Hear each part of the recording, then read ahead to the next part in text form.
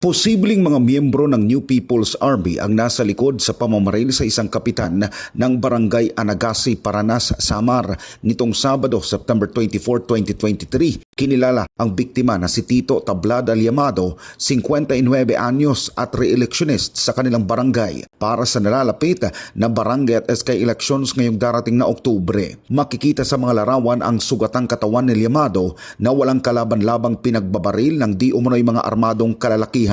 Ayon sa impormasyon ng mga otoridad, nakita ang biktima kasama ang kanyang asawa sa kanilang bukirin nang puntahan ang mga ito ng isang armadong grupo na pinaghihinala ang miyembro ng New People's Army.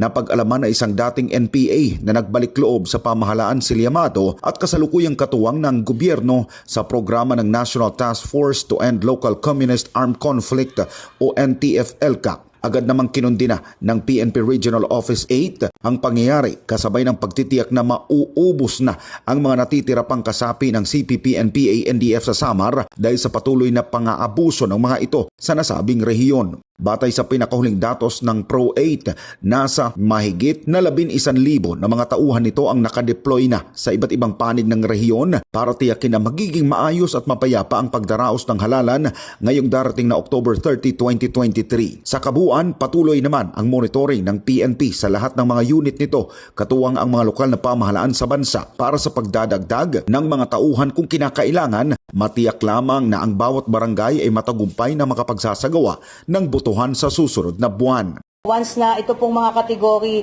na ma-establish po at maglabas po ng final list po ang COMELEC, dito po talaga magdedepende kung anong klaseng seguridad po yung ilalatag natin in terms of number ng i-deploy po natin, hindi lang po ng PNP, pati po yung Armed Forces of the Philippines. At syempre, once mailagay nga po sa red category, lahat po yan ng action po dyan must have the concurrence nga po ng COMELEC. Sa datos nga ng PNP National Headquarters, nasa 246 na barangay ang posibleng isailalim sa red category ng COMELEC. Pero depende paan nila ito sa maaaring maganap sa mga lugar na ito para sa kaukulang pagbabago ng datos.